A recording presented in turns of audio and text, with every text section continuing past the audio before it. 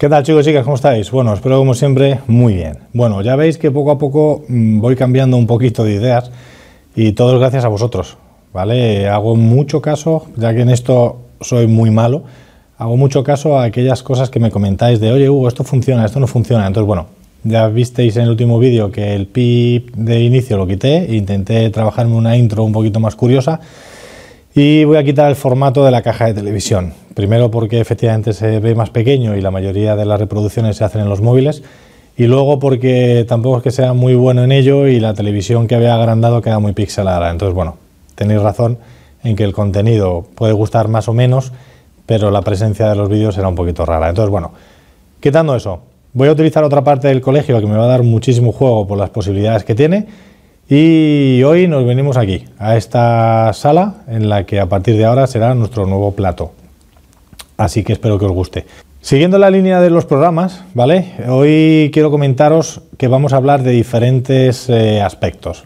Sobre todo de dos, porque voy a intentar que los vídeos, para que no sean muy largos, sean de dos temas. Y si veo que alguno se me ha quedado corto, igual meto un tercero. Pero en principio voy a hacer solamente dos temas. El primero va a ser preguntas y respuestas. En la línea de lo que hice el último vídeo, que pregunté, o sea, que respondí a la pregunta de un jugador de revés se pasa a la derecha, ¿qué es lo que tiene que trabajar? Pues hoy lo vamos a ver al contrario. Vamos a ver un jugador de derecha que se pasa al revés, ¿qué es lo que tiene que trabajar? Así que espero que os guste. Luego quiero abrir una nueva sección. Quiero hablar de pádel de todos los géneros y de todos los niveles. Ya tengo una parte de World Padel Tour, vale, pues ahora quiero hablar de una nueva sección que va a ser pádel amateur, pádel de competición, y ahí meteremos también pádel amateur y todo lo que tenga que ver con competición, y pádel de menores. Esas son las tres secciones nuevas que quiero abrir. Así que bueno, a ver qué tal sale. Vamos con la intro para ver el tema de preguntas y respuestas.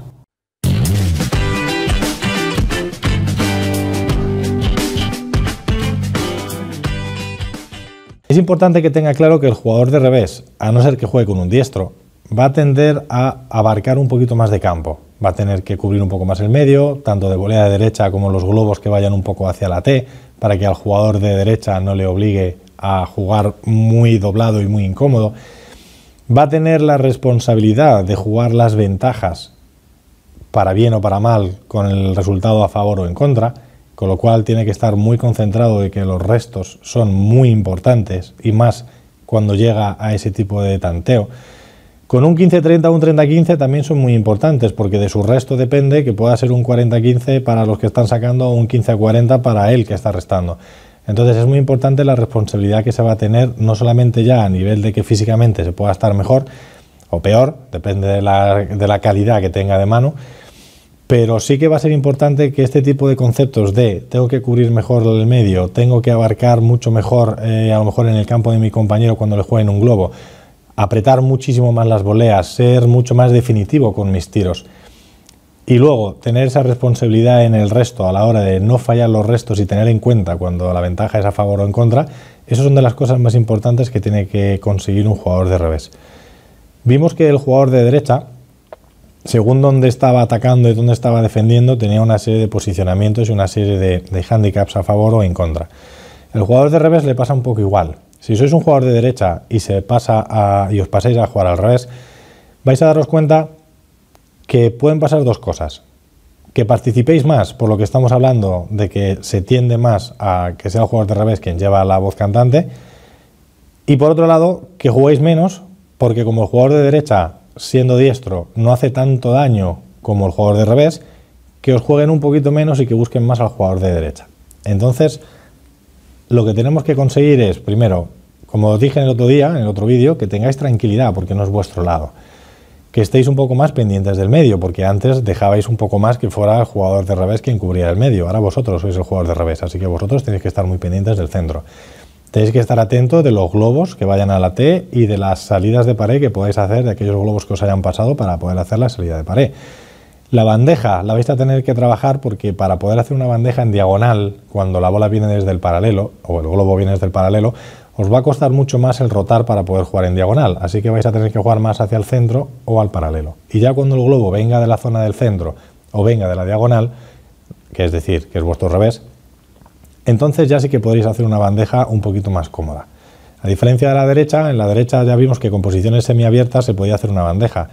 En el revés, con posiciones semiabiertas solo se puede jugar en paralelo. O si me apuráis, un poco al centro, pero no se va a poder jugar en diagonal. Así que vais a tener que trabajar mucho esa movilidad para rotaros de más y conseguir moveros para poder llegar bien a la pelota. Vais a tener que trabajar por arriba diferentes tiros. Vais a poder trabajar, como se dice últimamente, y sobre todo lo dicen los argentinos, el rulo, como el que hace Lima sobre la reja, o como el que hace Mati Díaz también un poquito cuando lo hace en paralelo. Vais a tener que trabajar ese rulo para poder jugar al final de reja, principio de lateral. Vais a tener que jugar una bandeja para poder entrarle por el lado, o sea, por detrás para que la bola vaya rápida, por el lateral, porque os va a venir muy bien cuando abarquéis el centro y para cambiar los efectos. Y vais a tener que trabajar mucho el remate por 3. ¿Por qué el paralelo no? Porque el paralelo, tanto en la derecha como en el revés, es básicamente lo mismo, pero el por 3 sí que lo vais a tener que practicar, porque es un golpe específico del jugador que trabaja en la bandeja. Perdón, en las ventajas. Así que eso es lo que vais a tener que trabajar. Como siempre, un pequeño resumen. Físicamente va a ser seguramente un poco más exigente, vais a tener que cubrir un poco más de campo, vais a tener que abarcar más el centro para volear, para los globos y para las salidas de pared, vais a tener una responsabilidad grandísima, eso de verdad, quedároslo muy grabado, una responsabilidad muy grande en los restos y vais a tener que potenciar mucho el juego aéreo, todo lo que sean bandejas y todo lo que sea el remate por 3. Así que ese sería el consejito, o mejor dicho, la respuesta de esta sección, de este apartado de preguntas y respuestas.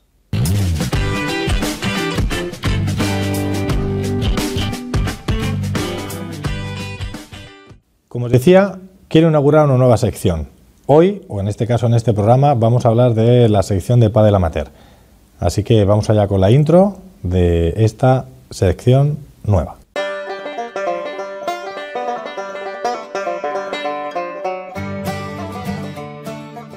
Hoy voy a hablar dentro del pádel amateur, una iniciativa que me gustaría que participarais. Y es que aquellos de vosotros que queráis mandarme un vídeo, que lo comente, que lo analice un poquito y ponerlo en el programa, os podéis poner en contacto conmigo en este correo que os voy a poner aquí a continuación, que es hc-reciclaje@hotmail.com. Ahí os ponéis en contacto conmigo y yo ahí os daré un número de WhatsApp, ¿vale? De mi teléfono, para que me podáis mandar el vídeo ahí y ya por ahí hablamos de cómo va a ser las características del vídeo y lo que tiene que durar, ¿vale? Y el golpe o los golpes que quiero que me podáis mostrar, que van a ser los que vosotros queráis, pero no quiero que me mandéis una grabación de todos los golpes, me mandáis un golpe, el que queráis, a lo mejor 15, 20 bolas, una serie de repeticiones, que se os vea bien, por favor. Es decir, si vais a grabar una derecha, no pongáis al que os graba en ese lado, porque entonces me vais a dar la espalda. Intentad poneros en ese lado de ahí para que cuando hagáis el golpe de derecha se os vea, ¿vale? Entonces todos los golpes de derecha se tienen que grabar desde ese lado y todos los golpes de revés se tienen que grabar desde ese otro. Y de esa manera va a ser mucho más fácil que yo lo vea. De tal manera que todos los días que yo suba un vídeo tengamos una sección donde yo pueda comentar el vídeo que me hayáis mandado. Si no lo comento es porque no me habéis mandado vídeos. Entonces hablaremos de lo que tenga programado. Yo creo que puede ser bastante interesante y así lo hacemos muy participativo el canal, que es lo que más quiero. Como os decía al principio, como yo creo que el vídeo se queda muy corto con esto, vamos a ver un apartado más que va a ser el de World Padel Tour.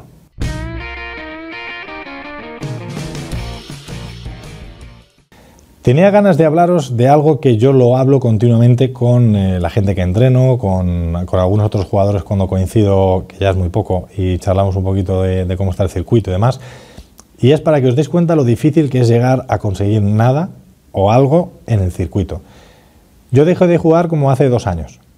Y yo jugué, antes de dejarlo, como unos 4 años en World Padel Tour. Anteriormente lo dejé otros 2 años y más atrás todavía en el tiempo yo jugué 5 años Padel Pro Tour. Bueno, nos vamos a remontar solo a World Padel Tour, no os preocupéis.